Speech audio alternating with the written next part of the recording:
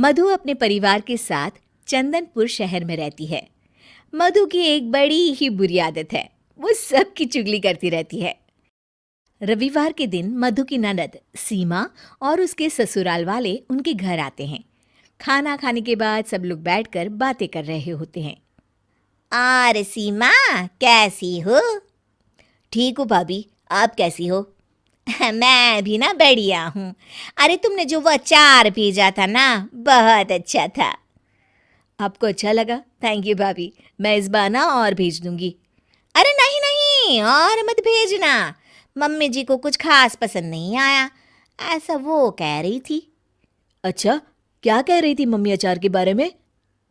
अचार के बारे में तो नहीं कह रही थी, वो तुम्हारे खाने के बारे में कह रही थी कि सीमा को अभी तक ठीक से खाना बनाना भी नहीं आया। क्या मम्मी ने ऐसा कहा? हाँ, पर कोई नहीं ना सीमा, तुम बुरा मत मानो, मुझे तो अचार बहुत पसंद आया। हाँ, मम्मी को तो मेरा कोई काम पसंद ही नहीं आता, मेरे हर काम में बस कमियां ही ढूंढती रहती हैं। सीमा और उसके ससुराल वाले अपने घर जा रहे होते हैं। तब मधु की सास कहती है, अच्छा सीमा बेटा, अपना ख्याल रखना। हाँ हाँ ठीक है मम्मी। सीमा रूखेपन से जवाब देकर वहां से चली जाती है। अरे सीमा को क्या हो गया बहू, कुछ कहा क्या उसने? अब पता नहीं माँ जी। मधु अपनी सहेली संजना से बात कर रही होती है। अरे तुझे पता है, मैं ना शीला की पार्टी में गई थी उस दिन, तेरे बारे में पता नहीं वो लोग क्या क्या बातें कर रहे थे, मुझसे तो सुना भी नहीं गया। हाँ। अच्छा, क्या कह रहे थे वो लोग? शीला कह रही थी कि जब भी मैं संजना को पार्टी में बुलाती हूँ वो आती ही नहीं, उसे पैसों का बड़ा घमंड है भाई। क्या उसने ऐसा कहा? मैं अभी उससे बात करती हूँ। अरे छोड़ ना, उसकी बात ही नहीं करनी हमें, छोड़, चल छोड़। मधु अपनी सहेली से बात कर रही होती है, तभी उसका पति सचिन आ जाता है। अच्छा संजना, मैं ना तुमसे बाद में बात करती हूँ, ठीक है? मधु इधर आओ। क्या हुआ जी?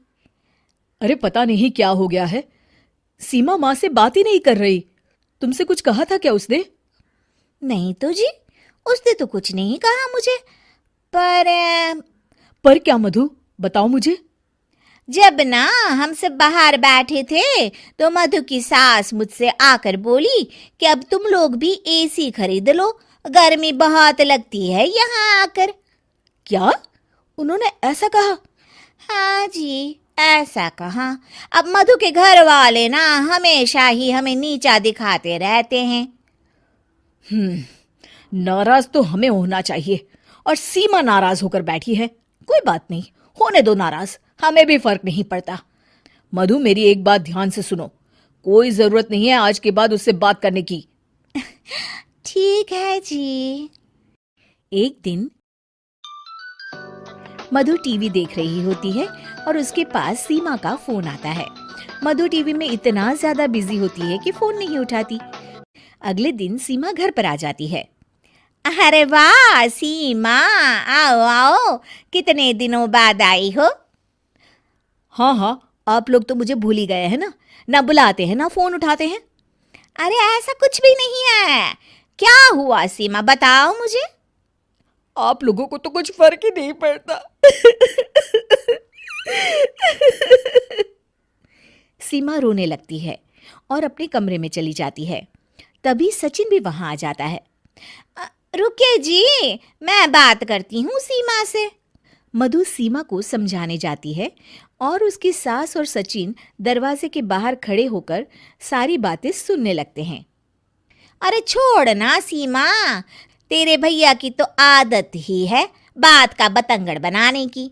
मैंने उन्हें बताया भी कि सीमा के घर वालों को गर्मी लगती है, जब वो लोग आते हैं तो हमें एक एसी ले लेना चाहिए, तो उसमें भड़क गए, कहने लगे उन्हें अपनी अमीरी पर बड़ा घमंड है। मधु की सास और सचिन ये सब सुनकर चौंक जाते हैं कि मधु ये सब क्या बोल रही है।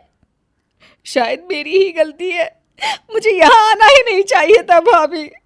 अरे नहीं नहीं मधु, तू क्यों नहीं आएगी, ये घर तेरा भी तो है ना।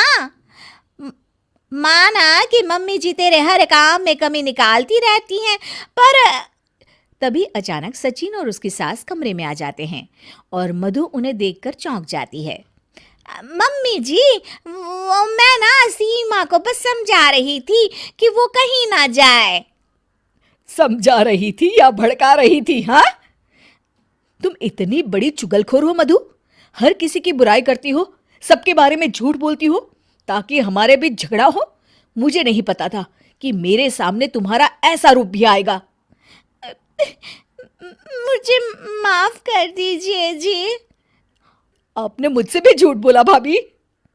उन तीनों के सामने मधु की पोल खुल जाती है और वो सर झुकाए खड़ी रहती है। लेकिन अब कर भी क्या सकती है?